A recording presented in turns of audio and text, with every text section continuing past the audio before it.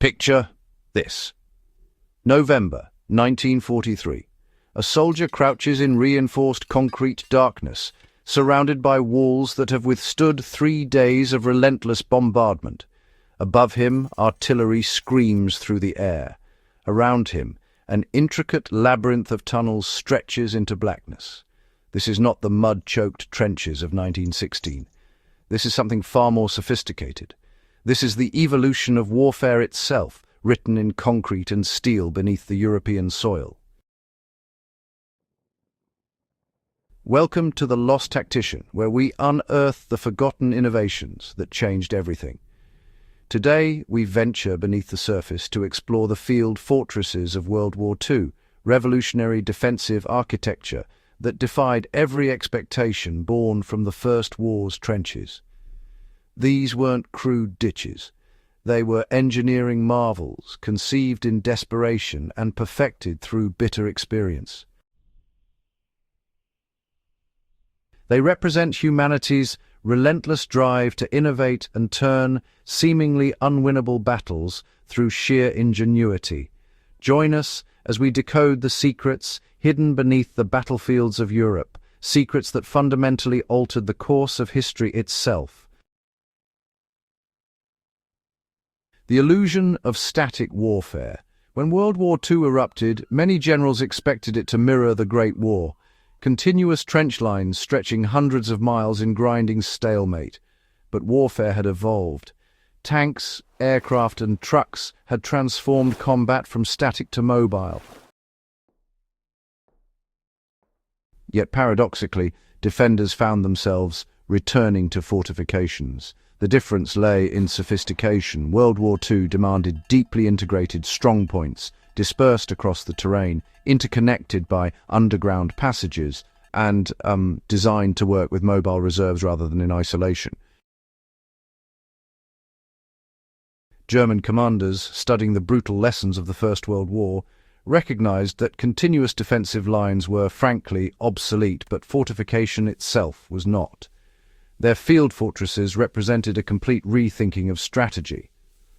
Rather than a single vulnerable line, these systems consisted of multiple layers, sometimes extending 14 miles into depth.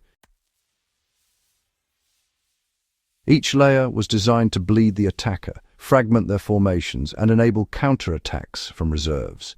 In the age of air power and mechanized warfare, sitting in a line, just waiting to be outflanked, was suicide.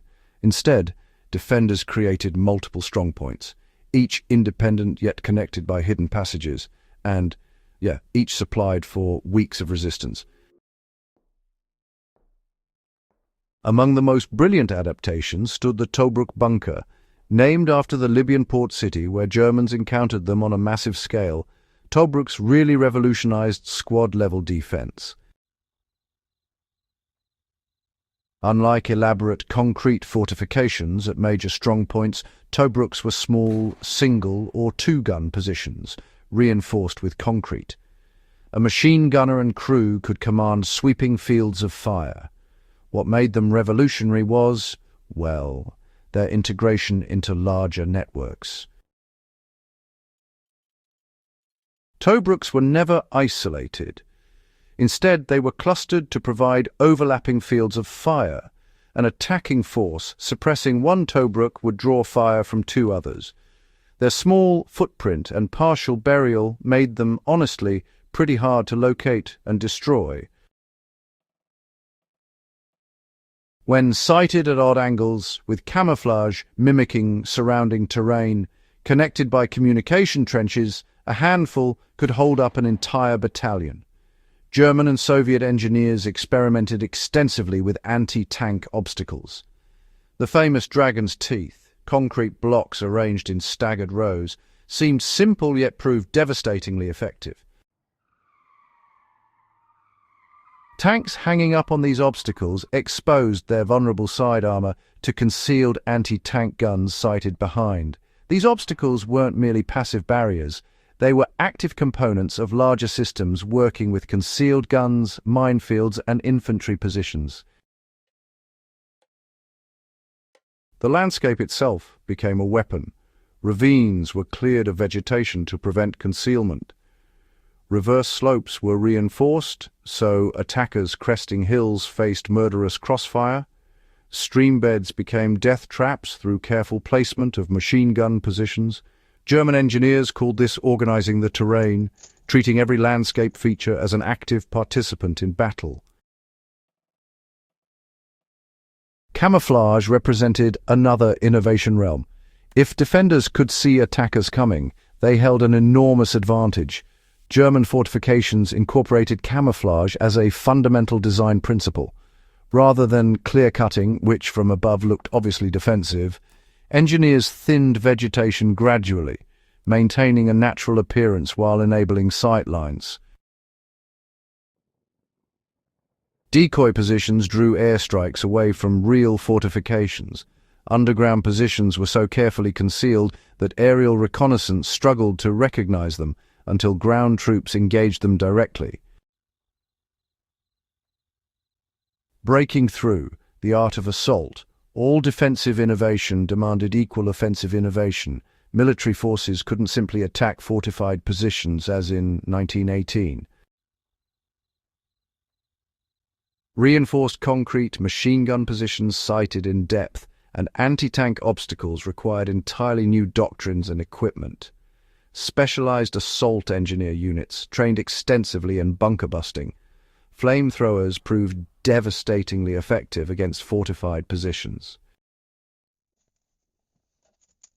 A flamethrower operator moving through trenches could suppress entire sections, forcing defenders to abandon positions or perish. Concentrated charges were engineered specifically to destroy concrete fortifications, exploiting weak points like embrasures and observation slits. Assault required coordination between arms, rarely achieved previously. Artillery softened positions while air support struck strongpoints and strafed formations. Waves of specially trained infantry moved forward behind smoke screens. Combat engineers led, identifying and neutralizing specific targets. Close air support became nearly as important as artillery. Ground attack aircraft worked intimately with advancing troops, providing precise fire support against defended strongpoints.